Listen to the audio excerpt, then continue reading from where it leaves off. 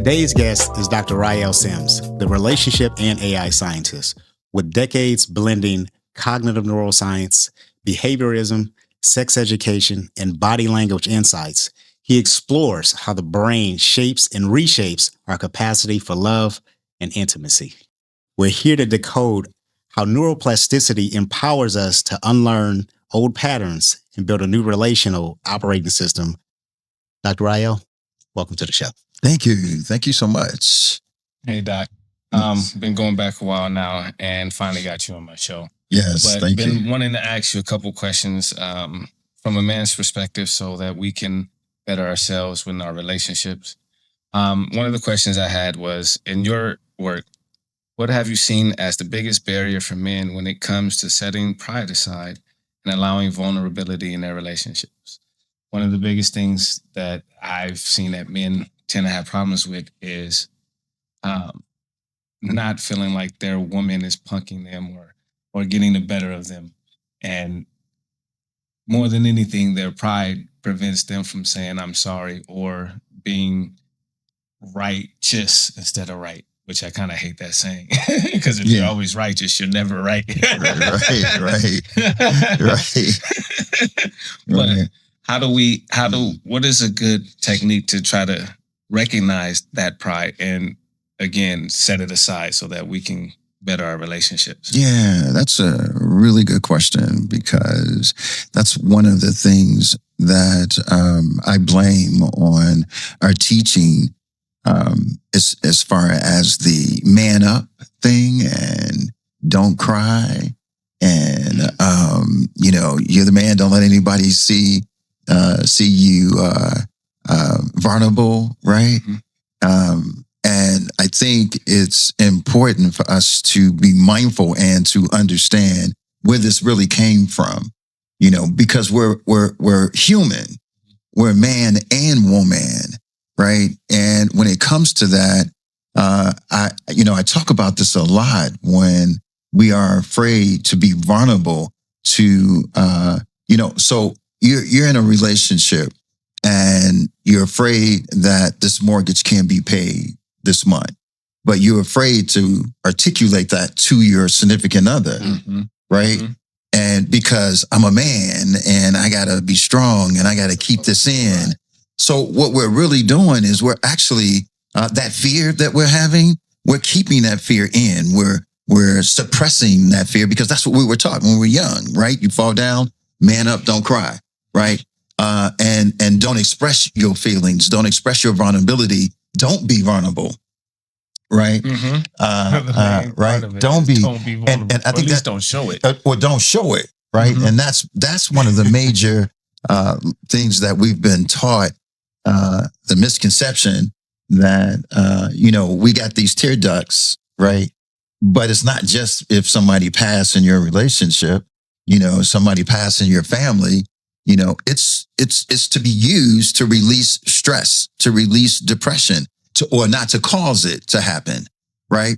So since we're taught that, it's very difficult. And most of us, this conversation that you just brought up, we don't even talk about that conversation. People don't even talk about the vulnerability, because dare you say something like a man to be vulnerable, right? Because we're supposed to be the tough guy, right? And how do you balance that? And how do you, again, as like you said, I still struggle with that in my relationship. Yeah.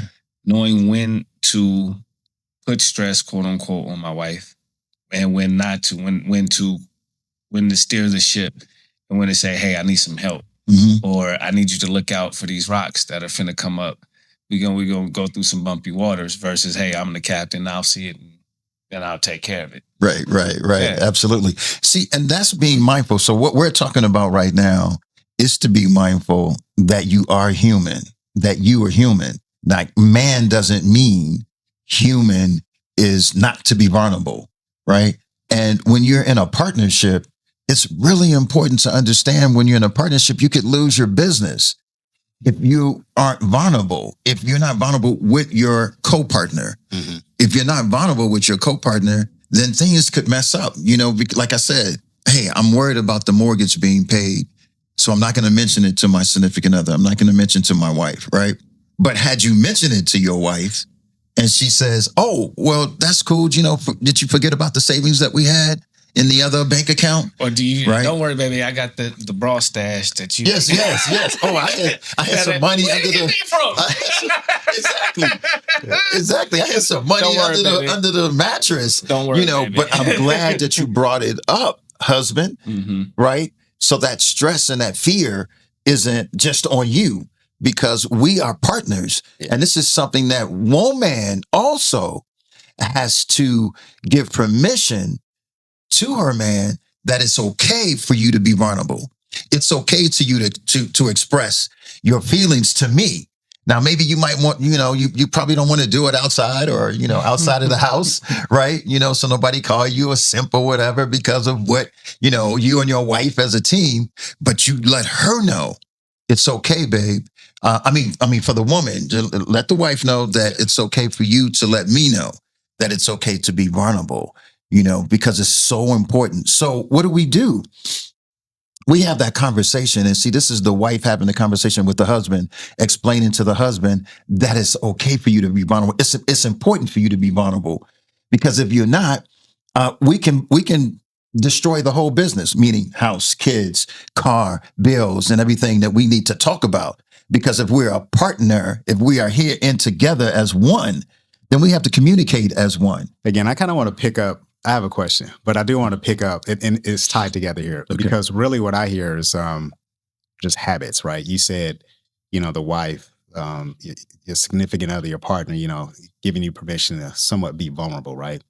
And so always easier said than done, but what we're dealing with as men is just patterns, old habits, right? And so somebody can say something and it's good for a minute, but you fall back into just the thing that you've been. And so my question is, what, I don't want to say exercises, but that's what's coming up in my head. Like, what can we do as men to sort of create these new habits, right? Yeah.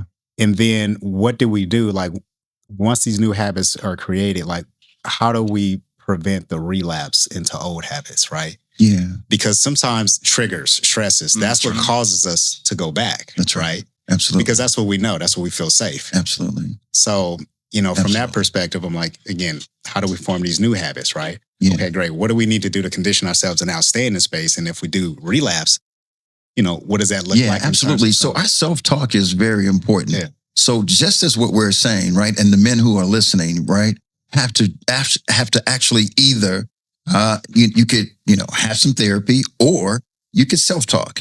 You could say now that you've heard what we're talking about is like, okay, well, let me change. Let me alter, this pattern that I've learned for so long, right?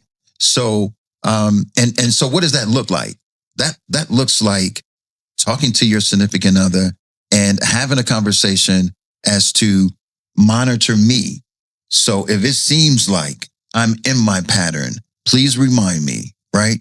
But to be mindful, because you got to have somebody to remind you. Gotcha. If we just always, we think of, again, it's going back to doing it just yourself, doing it on your own, right? But you have a partner for a reason, right? And so that trigger, like you said, when that trigger comes up, that it's okay for her to remind you that this trigger is here, that pattern is coming up. It's okay for that. But the self-talk and making sure that you think about, hey, I really, really, really want to stop this pattern. So how do I do that? Because right? For me, I've learned that anytime, most women, anytime their man says something, they take it as offensive, or it's not necessarily their fault. It's just they can't believe their man is criticizing it. It's how they're wired. Yeah, it's just how they're wired. Right. You can say it in the most lovingest way, but it's a criticism of it.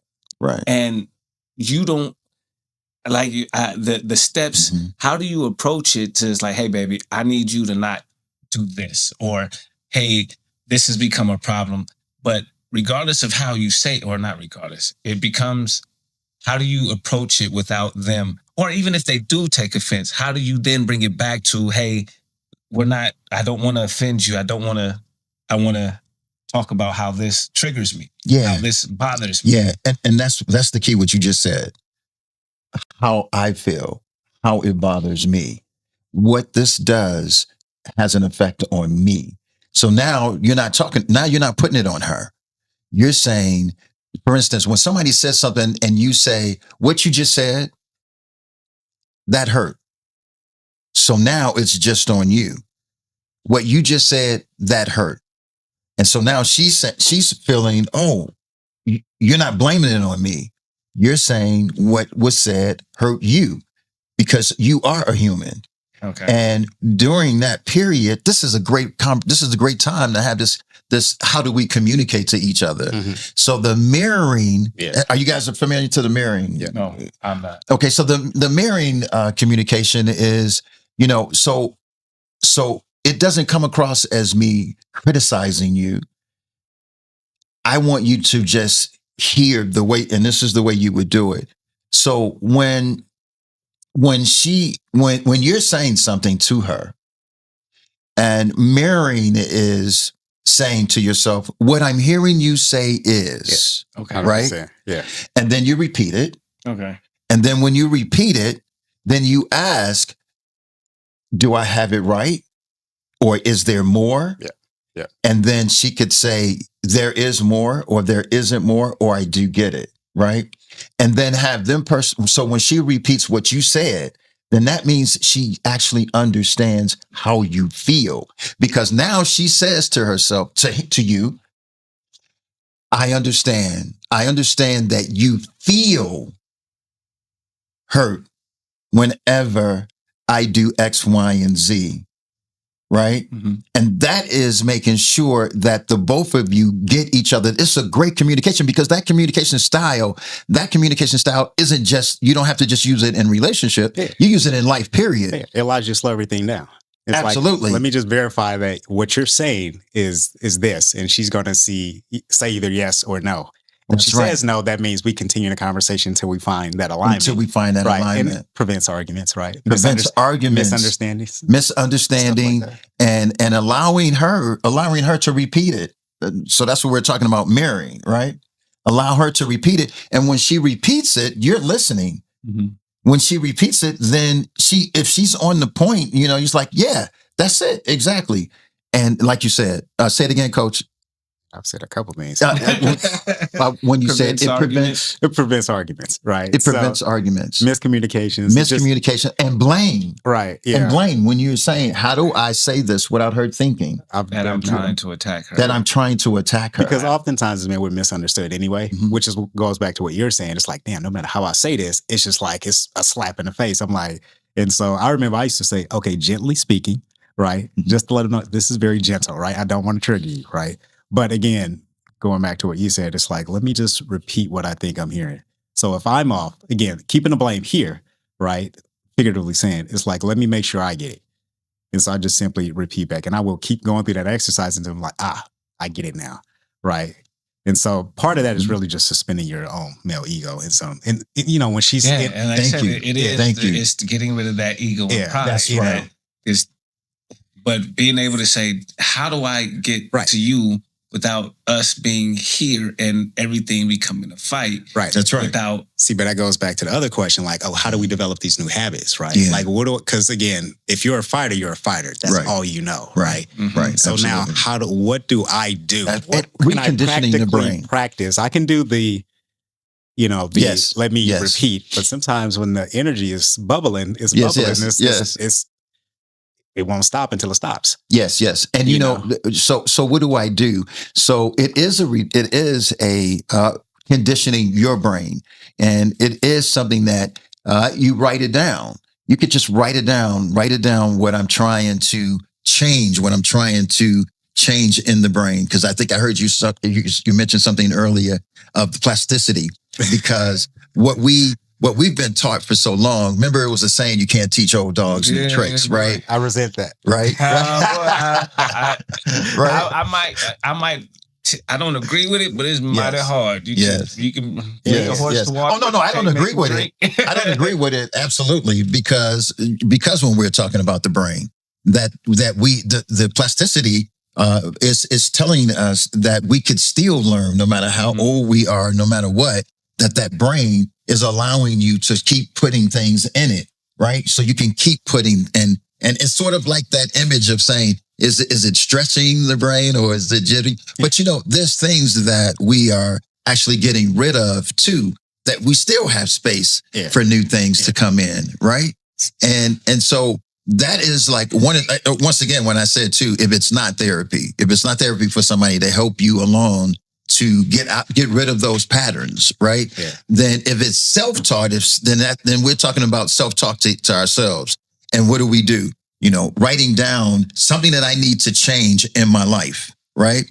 And what is that you need to change in your life? You write that down. You write it down several times, not just once. You write it down several times, because what you're doing is conditioning the brain now. So what you're doing is creating a neural network, a whole new network in the brain, a whole new neural pathway in the brain, because that's just so important to constantly do it so it could build that neural network, right? Because if you don't do it, I'm hearing you say practice. Absolutely. It's like I just heard, like, look, James, you're gonna learn something. You're gonna suck in the beginning. That's right. But if you keep going, you're gonna get better. That's right. I think the problems, what happens is as we age, the barrier becomes conditioning. Like it's really thick, right? Like a callus on your foot. Like you ever get your feet done, they got to bring out the tools. Like to get and so it's like breaking down that conditioning. I think is a barrier to learning the new thing. That's right. And for it to stick. And so I think one of the things I heard just through the conversation is like, if I'm that guy, then give yourself some grace, James, to flow through this moment. Because we all suck in the beginning at something. Like nobody's good. And even if you are good, you still have to like practice at it, right? Yes. Great point. Practice and that. Absolutely. Absolutely. Wonderful point. It is, you got to practice. You got to practice at it. Is, once you realize what is it that I can do, you don't just say one time, I'm going to do it. I've learned. I got it. You got to keep practicing. You got to practice. You got to keep it going, because it is possible to create that neural network. That little ball, think about that new network, right? And think about cutting the grass, right? A thick grass, and you just let the lawnmower go one time. But that trail that you have, that neural pathway. So now you're starting to build and you build and you build. So check this out. So our neurons, right? So what happens is we have our neurons. So the neurons is what keep how it fires, right? Yeah. And it communicates to each other, right? So once you keep doing it and keep practicing your turn, right? And keep practicing in your turn, right? And then the more you do it, it's telling the other neuron, hey, guess what? To get ready for this chemical, this reaction that you should have. And once you, there you go. Absolutely. I'm going to school for nurse practitioner, or trying to. Oh, yes. Because I'm hearing it. I'm learning all of the new technology and learning how the brain works now. So I would love to continue this conversation, but we have to wrap this up. Yes. Thank you, gentlemen. Again, we have Dr. Ryeal Sims for coming in, Dr. Coach James on over here. And we thank all of you guys once again. This is the I Am Him podcast, and we thank you guys for joining us again. Next time, see you all again.